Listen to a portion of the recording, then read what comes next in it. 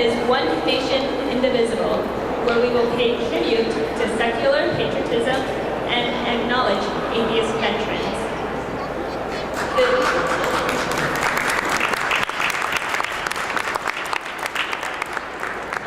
George Kane, a member of the Board of Minnesota Atheists, and myself, the chair of Minnesota Atheists, will be co-MCs for today's event.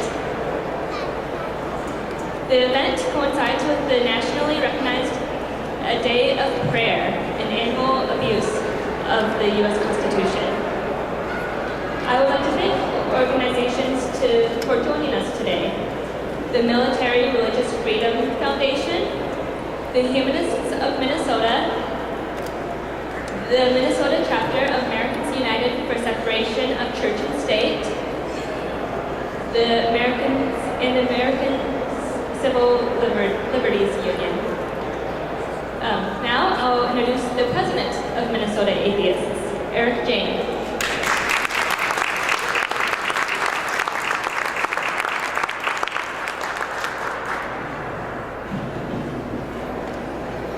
Thank you, everybody, for coming out here today. It's truly an honor to be speaking at this year's Day of Reason event inside of our state capitol. If you were to look at a bird's eye view of the state capitol and zoom out about 6 blocks, you would notice that there are actually 2 large domed buildings in this vicinity. Each one serves a distinct purpose, and they're separated not by a wall, but by I-94. It's just outside of downtown St. Paul. If you open up the doors here, you can see it. The dome building that we're in is the Minnesota State Capitol.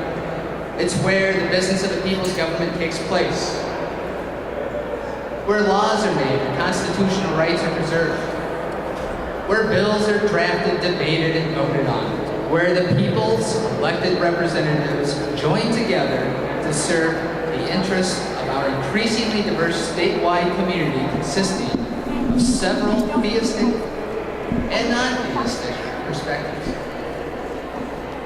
The other domed building is the Cathedral of St. Paul. It's named after the guy our capital city is named after. Except for August 9th at Midway Stadium, it's going to be Mr. Paul.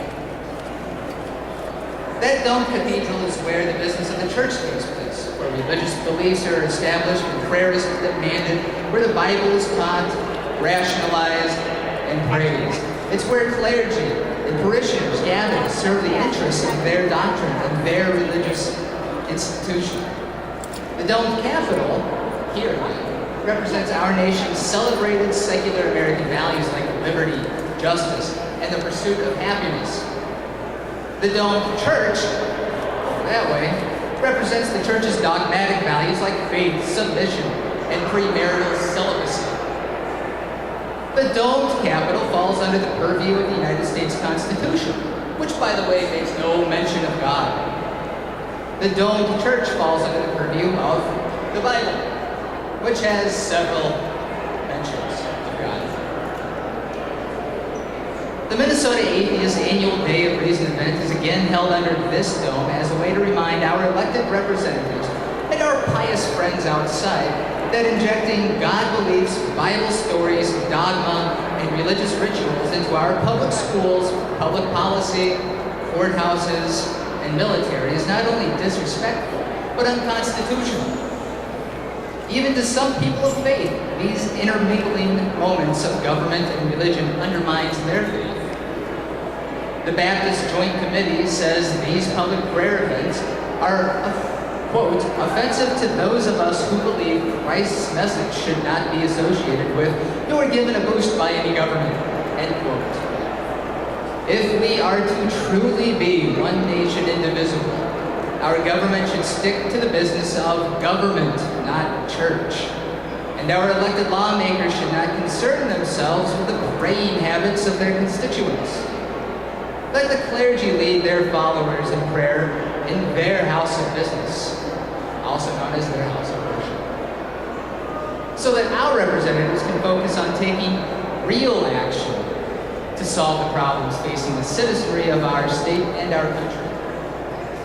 The National Day of Prayer Task Force says, quote, "At this crucial time of our nation, we can do nothing more important than to pray." Fortunately, the framers of our Constitution took action with their unclasped hands at another crucial time for our nation. Instead of appealing to Jesus and the Apostle Paul, the framers appealed to sources of reason, like John Locke and David Hume. With patience and action, we can put an end to the inappropriate government endorsement of religious rituals and religious indoctrination, such as the 1954 inclusion of "Under God" in the Pledge of Allegiance, which is recited by young, impressionable children every morning in public schools throughout the state. I remain hopeful that our nation will eventually return to its guiding principles that include fairness and critical reasoning, instead of religious favoritism and proselytizing. The Minnesota Atheist knows that hope, like prayer, will bring results, so we will continue to collaborate with our wonderful free-thinking partners, like the Humanists of Minnesota, Americans United for Church and State, and the Military Religious Freedom Foundation, so that we can all work together to help us be a one nation indivisible. Thank you.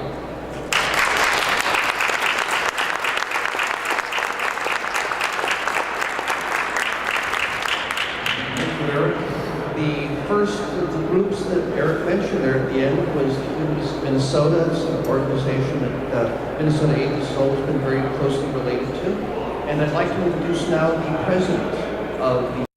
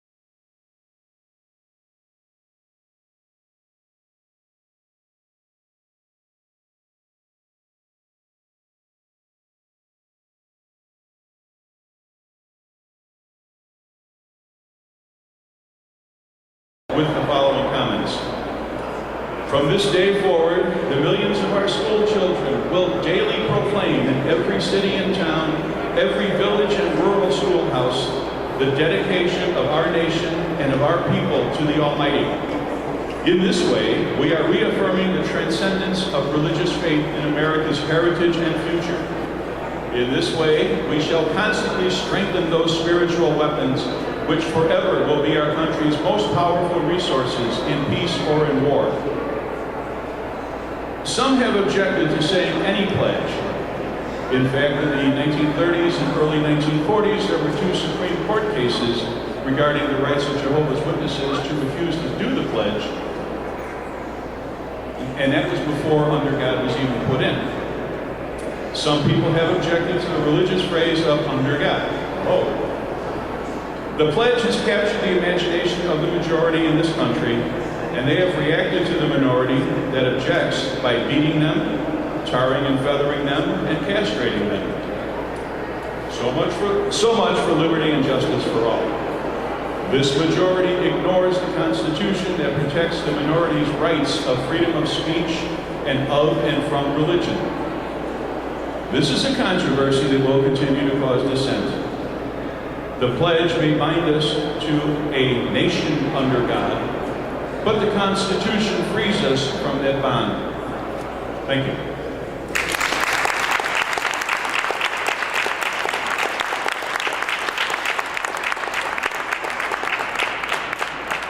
Thank you, Jim, and to Grant Steeves for that history lesson. The theme of this celebration is "One Nation, Indivisible." And that phrase is jarring to the ear, not because of what's said, but because of what isn't said. The emptiness of the missing words, "under God." And so I'd like to call up Steve Peterson to lead those of you who wish in the pre-1954 version. Thank you, George. Before I do that, we have a distinguished guest who stopped by to welcome us to the Capitol. And Representative Phyllis Kahn is one of the stalwarts of separation of state and church and equal rights for all citizens and civil rights for all citizens. We're always honored to have her stop by our event. And it's my pleasure to introduce Representative Phyllis Kahn.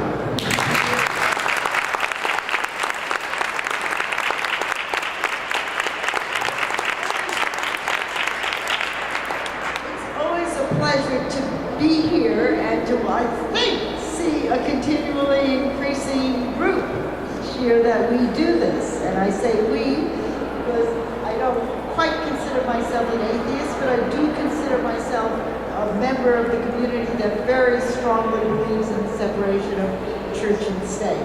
And I'm sorry I haven't been able to be here for the whole meeting. We're having a caucus going on, and I had to do things like defend the bike restrictions or the car restrictions against bikes in the transportation bill, other kind of critical things to go on.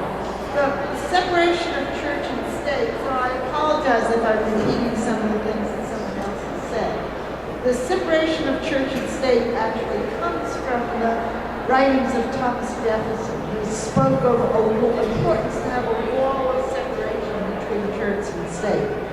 What the Constitution has is first in Article 6 says that no religious test shall ever be required as a qualification to any office or public trust under the United States. Then, of course, the First Amendment, which we quote more frequently, saying Congress shall make no law respecting the establishment of religion or prohibiting the free exercise thereof. One of the things that is kind of interesting, interacting in the political system, is I have a section of my district is a very solid Somali precinct. And so this question of you can't respect the establishment of religion, you can't prohibit the free exercise thereof, actually can sometimes be a conflict. For example, at the latest meeting, and it turned out, fortunately, the ward convention ended just short of the time for the Muslim prayer break. But the question is doing a Muslim prayer break in a political, sanctioned political device, is that allowed? You know, I tend to believe it is. If the break was for an hour or 2 hours rather than 15 minutes, I might take a different, there might be an impossible conflict there. The Supreme Court was able to outlaw polygamy, even though the argument was made that that was the free exercise of religion, say that no, it was a total conflict with social policy. So I think we can make those kinds of decisions. It's really interesting that this conflict, that the separation of church and state is very much an American tradition. It doesn't exist really in most European countries, and we've seen in France the violation of headscarves in public and the problem that has caused. I did note again at this board convention that I was at, where I was actually supporting the excellent, who I hope will be elected, Somali candidate to the Minneapolis City Council. So we did the nomination with me making the speech to introduce him in Somali and me giving his speech to the convention totally in English, which was kind of a good way to do it. And I will point out that anytime I go to one of the Somali groups, the first thing I say is Salam Alaikum, which my husband always says, you're going to skip, instead of saying that in Arabic, you're going to skip and say it in Hebrew someday. But I don't do it, but what you're saying right away is, may God be with you. And then you say it when you leave too. So, but the question is, I think that common courtesy and connecting to a set of people who may be different is a good exercise in democracy. This precinct gives me all kinds of wonderful anecdotes to say. In the last election, those of us who are very firmly campaigning against the two amendments were told, oh, you're going to be in real trouble in that precinct because the Muslims are very strong in favor of a traditional definition of marriage. So what happened? We never, myself and Senator Dietzig, never hesitated to state what our position was. What happened in the results in that district, which is in most of my district, which was firmly against the amendment. In fact, my precinct was so strongly against it that the votes against both amendments got 200 more. The no votes got 200 more than any candidate, including Obama. And but we go to the Somali precinct, and what did we see? We saw the amendment on marriage passed by bad. It's always hard to think that it's something bad passing, but the bad amendment passed by 66 votes, and then they totally went over to the candidates and voted 90% for all of the Democratic candidates, whom they firmly believed held their same positions on important issues. So, you know, again, I think we're often asked, even though we have a very strong belief that religion should be kept out of government, we have a very strong belief that we have to also allow people into government who might want to have a little heavier doses of religion than we might like. And I think that's part of the tolerance that I hope that this group will express, so that we can all get along.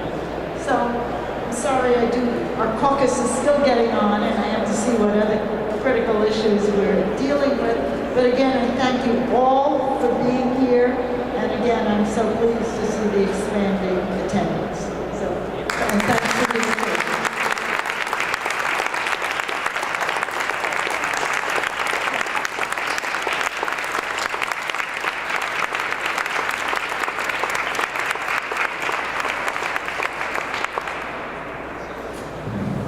Okay.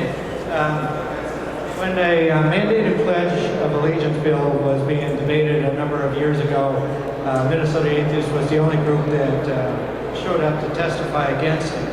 The mandated pledge bill did pass.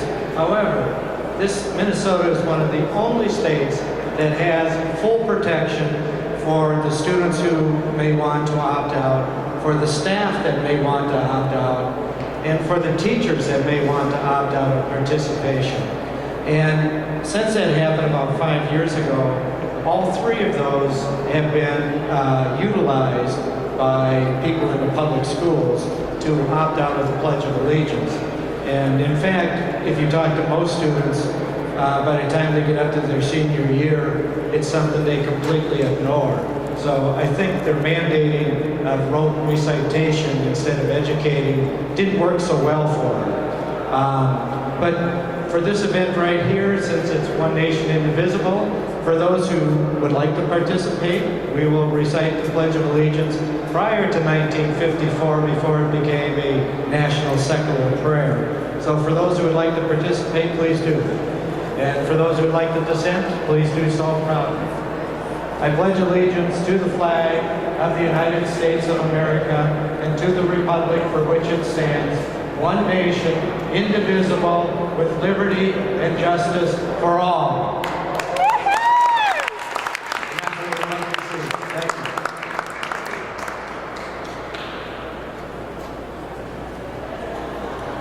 Next, I will have Hyro Russell, the past president of the Humanists of Minnesota, and a Marine, come up to speak.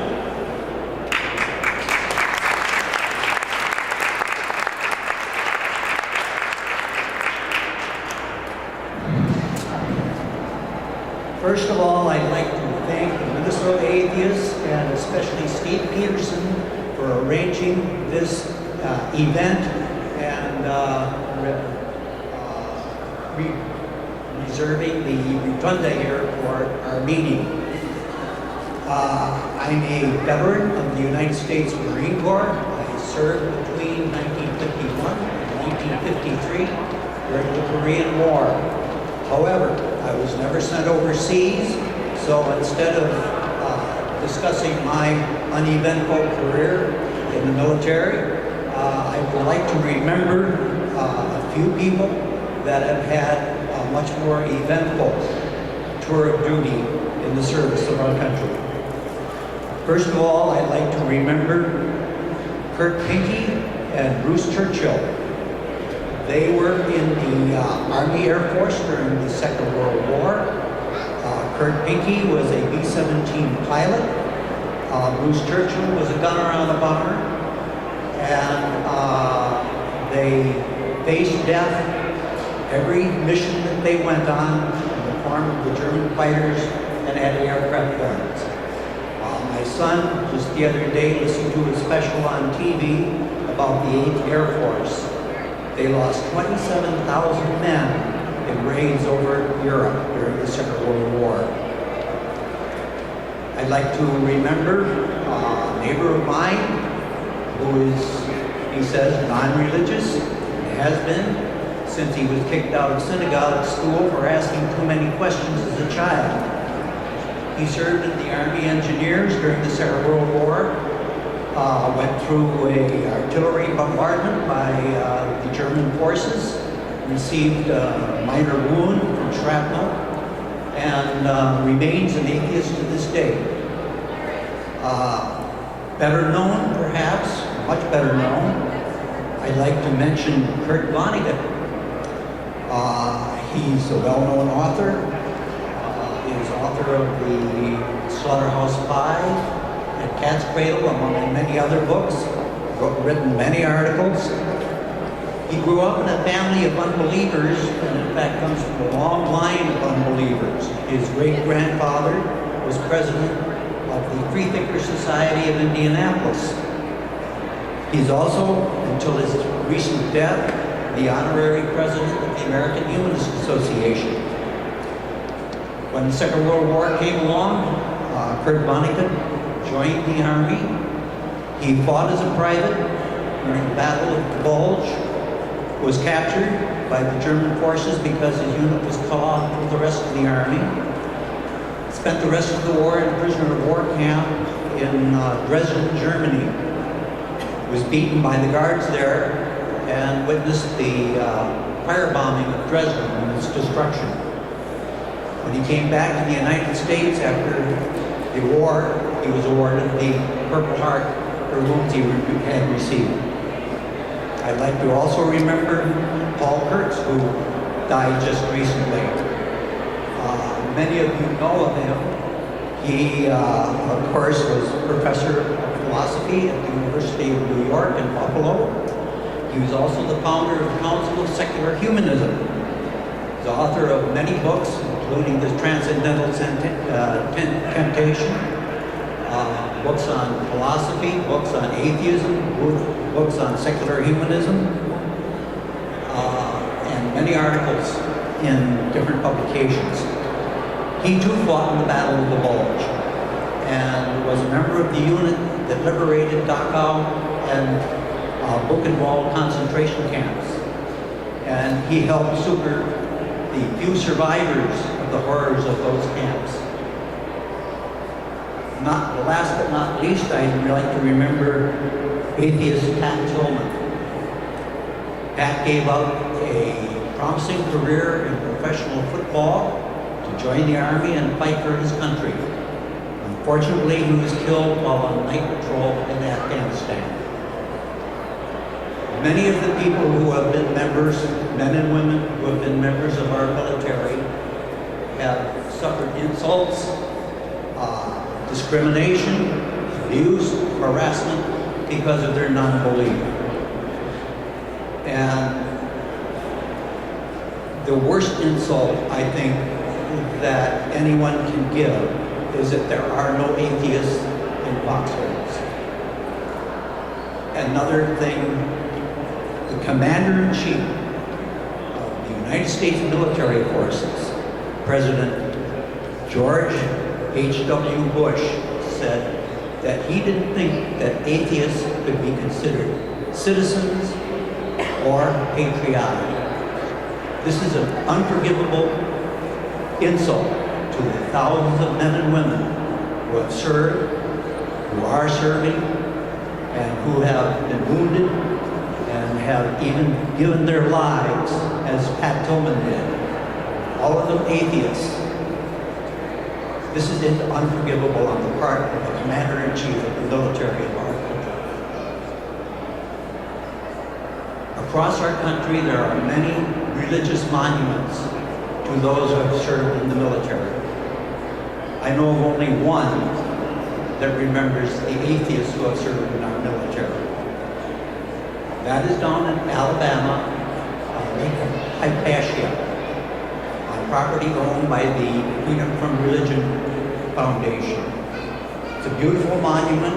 If you go to their website, there's a very nice picture of it. And to close, I'd just like to read you the inscription on that monument. In memory of the atheists in foxholes and the countless freethinkers who have served this country with honor and distinction, presented by the National Freedom from Religion Foundation, with hope that in the future, humankind may learn to avoid all wars. Thank you.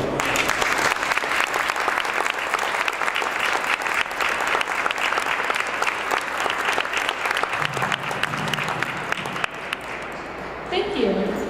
Next, Minnesota Atheists would like to present some certificates to atheist veterans. Me and their president, Eric Jane, will present them.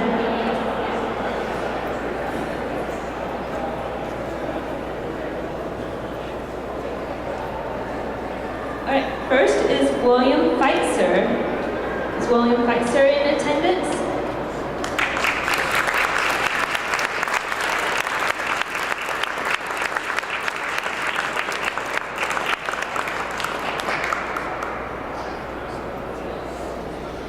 Next is Kevin Hardesty. He's not in attendance? Okay. Sung Wang. Is Sung Wang here? All right. Mike Kesslering. He's all right. Don McDonough.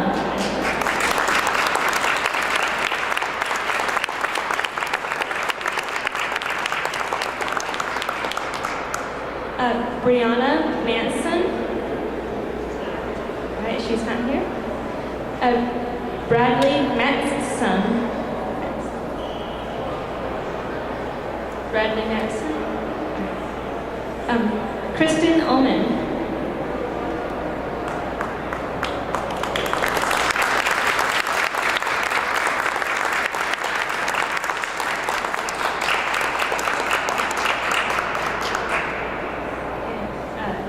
Blake Page.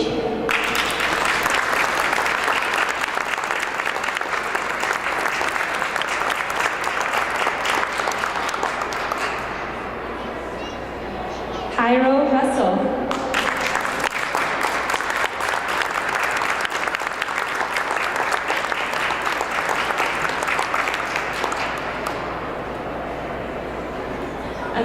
Bob Schmitz.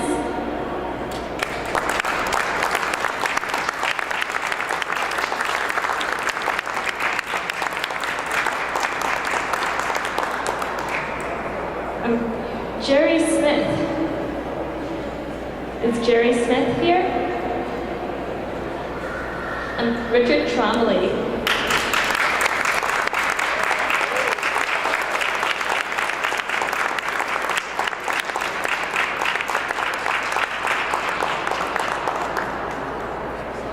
And last, Jacob Whitley.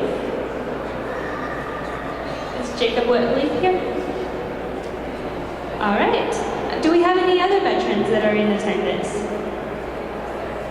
Come on up and we'll write you in. You sure? All right. Thank you for attending.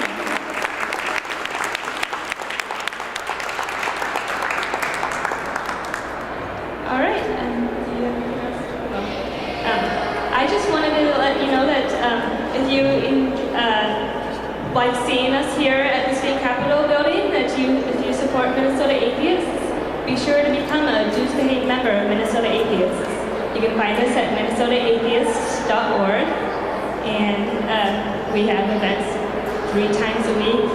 It's a great group. I hope you will be able to, if not become a member, join us at future events. Thank you.